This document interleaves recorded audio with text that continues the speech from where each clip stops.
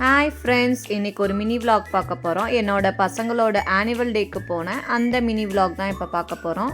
Costume பார்த்திங்கன்னா என்னோடய favourite கலரான pink colour costume தான் போட்டேன். இந்த ட்ரெஸ் பார்த்திங்கன்னா இன்ஸ்டாகிராம் பேஜில் யாழில் கலெக்ஷன்ஸ்லேருந்து தான் வாங்கியிருந்தேன். ரொம்ப சூப்பராக இருந்தது. ப்ரைஸ் கூட பார்த்திங்கன்னா அஃபோர்டபுள் ப்ரைஸ் தான். உங்களுக்கும் இந்த லிங்க் வேணும்னு நினச்சிங்கன்னா டிஸ்கிரிப்ஷனில் மென்ஷன் பண்ணுறேன், போய் செக் பண்ணி பாருங்கள் ஃப்ரெண்ட்ஸ். ஃபஸ்ட்டு பார்த்தீங்கன்னா சிம்பிளான எலகண்ட்டான ஒரு பார்ட்டி லுக் மேக்கப் தான் க்ரியேட் பண்ணியிருந்தேன். நெக்ஸ்ட்டு பார்த்தீங்கன்னா ஹேர் ஸ்டைலு. அந்த காஸ்டியூம்க்கு என்ன ஹேர் ஸ்டைல் சூட் ஆகுமோ அந்த மாதிரி ஒரு ஹேர் ஸ்டைல் செட் பண்ணியிருந்தேன். நான் எப்படி ரெடியானன்ற ஃபுல் வீடியோ பார்த்தீங்கன்னா இன்ஸ்டாகிராமில் அப்லோட் பண்ணியிருக்கேன். இன்ஸ்டாகிராமோட லிங்க் பார்த்தீங்கன்னா டிஸ்கிரிப்ஷனில் மென்ஷன் பண்ணியிருக்கேன், போய் செக் பண்ணி பாருங்கள்.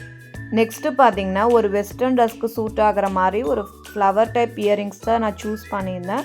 அந்த இயரிங்ஸ் பார்த்தீங்கன்னா என்னோடய ட்ரெஸ்க்கு மேட்ச் ஆகிற மாதிரி நான் சூஸ் பண்ணியிருந்தேன்.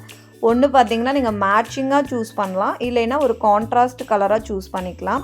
இந்த ட்ரெஸ்க்கு பார்த்தீங்கன்னா என்னோடய ஸ்மார்ட் வாட்ச் நான் வியர் பண்ணிக்கிட்டேன். இதுதான் ஃப்ரெண்ட்ஸ் என்னோடய ஃபைனல் லுக். எப்படி இருந்துச்சுன்னு கீழே கமெண்ட் பாக்ஸில் கமெண்ட் பண்ணுங்கள். நீங்களும் இந்த மாதிரி ரெடி ஆகணும்னு நினச்சிங்கன்னா என்னோடய பேஜை சப்ஸ்கிரைப் பண்ணிவிட்டு நோட்டிஃபிகேஷன் பெல் பட்டனை மறக்காமல் ப்ரெஸ் பண்ணிவிடுங்க. நெக்ஸ்ட்டு பார்த்தீங்கன்னா என்னோடய அவுட்ஃபிட்க்கு ஏற்ற மாதிரி மேட்சிங்காக இருக்க மாதிரி ஒரு ஹேண்ட்பேக் எடுத்துக்கிட்டேன். இதுதான் என்னோடய ஃபேவரட் ஹேண்ட்பேக் கூட. என்கிட்ட இருக்கிறதுலே எனக்கு ரொம்ப பிடிச்ச ஹேண்ட்பேக்னால் நான் இதை தான் சொல்லுவேன். ஃபைனலாக பார்த்தீங்கன்னா என்னோடய பிங்க் கலர் ஹீல் போட்டுட்டு ஃபங்க்ஷனுக்கு கிளம்பியாச்சு. ஏன் நான் ஹீல் சூஸ் பண்ணேன்னு பார்த்தீங்கன்னா நான் பேசிக்காக ஷார்ட்டாக இருப்பேன். மேக்ஸிக்கு வந்து ஹீல் போட்டால் கொஞ்சம் ஹைட்டாக தெரியும். ஸோ லுக் வைஸ் பார்த்திங்கன்னா ரொம்ப நல்லாயிருக்குன்றதுக்காக நான் ஹீல்ஸ் சூஸ் பண்ணேன். ஈவினிங் ஸ்கூல் பார்த்திங்கன்னா ஒரு 5:10க்குலாம் ரீச் பண்ணிட்டோம். அழகாக டெக்கரேஷன் பண்ணியிருந்தாங்க. பெரிய ரங்கோலி கோலம்லாம் போட்டு பலூன் ஆர்ட்ஸ்லாம் வச்சு சூப்பராக டெக்கரேஷன் பண்ணியிருந்தாங்க. சேர்ஸ்லாம் பார்த்திங்கன்னா எம்டியாக தான் இருந்துச்சு. அப்போ தான் பேரண்ட்ஸ் ஒவ்வொருத்தராக வந்துகிட்டே இருந்தாங்க. ஃபங்க்ஷனுக்கு பார்த்திங்கன்னா நானும் என் ஃப்ரெண்டும் தான் போயிருந்தோம். அவங்க பொண்ணும் என் பொண்ணும் சேர்ந்து ஒரே டான்ஸில் தான் இருந்தாங்க. ஃபங்க்ஷன் பார்த்திங்கன்னா ஒரு 5:30 பக்கமாக ஸ்டார்ட் பண்ணிட்டாங்க. ஃபஸ்ட்டு பார்த்திங்கன்னா வெல்கம் ஸ்பீச்சு, அப்புறம் ப்ரைஸ் டிஸ்ட்ரிபியூஷன் இதெல்லாம் பண்ணாங்க.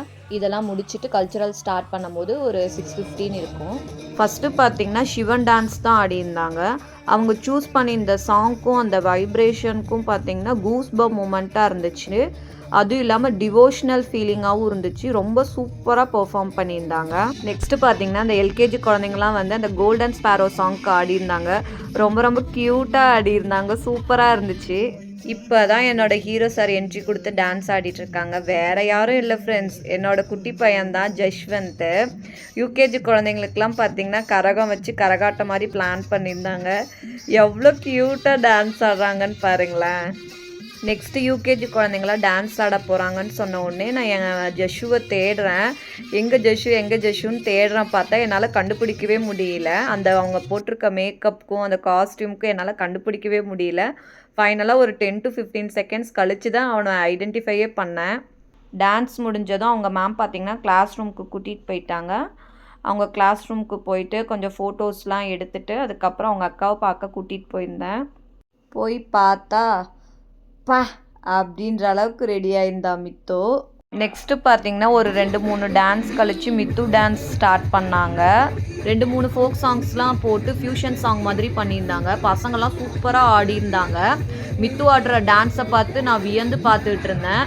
ஏன்னா பார்த்தீங்கன்னா அவள் பேசிக்கலாக பார்த்தீங்கன்னா கிளாசிக்கல் டான்ஸரு. அவள் இந்த அளவுக்கு ஃபோக் டான்ஸ் ஆடுவான்னு சொல்லிட்டு நான் எக்ஸ்பெக்ட் பண்ணவே இல்லை. ஸ்டேஜுக்கு கீழே க்ரௌடுக்குள்ளே பார்த்திங்கன்னா ஒரு அக்கா தம்பி போராட்டம் நடந்துட்டு இருந்துச்சு. கூடவே பிறக்கணும் அப்படின்ற அளவுக்கு வந்து பாசப் போராட்டம் நடந்துட்டு இருந்துச்சு. அந்த போராட்டம் முடிஞ்ச உடனே இவங்க வந்து டான்ஸ் ஆட ஸ்டார்ட் பண்ணிட்டாங்க. ஸ்டேஜில் டான்ஸ் ஆட சொன்னால் கீழே வந்து டான்ஸ் ஆடிட்டு இருக்காங்க இந்த சார். ஃபைனலாக பார்த்தீங்கன்னா அம்மன் சாமியும் கருப்பசாமியும் நேரில் வந்து ஆடினா எப்படி இருக்குமோ அந்த மாதிரி ஒரு டான்ஸ் பர்ஃபார்மன்ஸ் பண்ணியிருந்தாங்க. அதை நேரில் பார்க்கும்போது ஒரு கூஸ்பம் மூமெண்ட்டாக இருந்தது ஃப்ரெண்ட்ஸ். ஃபஸ்ட்டு சாங்கும் லாஸ்ட்டு சாங்கும் பார்த்தீங்கன்னா டிவோஷனல் ஃபீலிங்காக கொண்டு வந்திருந்தாங்க. டோட்டலாக பார்த்திங்கன்னா ஒரு பவர் பேக் பர்ஃபார்மன்ஸாக இருந்துச்சு. எல்லா குழந்தைங்களும் சூப்பராக ஆடியிருந்தாங்க. ஃபைனலாக எல்லோரும் சேர்ந்து குரூப் ஃபோட்டோஸ்லாம் எடுத்துகிட்டு எல்லாருக்கும் பாய் டாட்டா சொல்லிட்டு வீட்டுக்கு கிளம்பிட்டோம். என்னோட இந்த வீடியோ உங்களுக்கு பிடிச்சிருந்துச்சுன்னா மறக்காமல் லைக் பண்ணுங்கள், சப்ஸ்கிரைப் பண்ணுங்கள், அந்த பக்கத்தில் இருக்க பெல் பட்டன் அமுத்துங்க மறக்காமல். Stay tuned guys. Bye tata.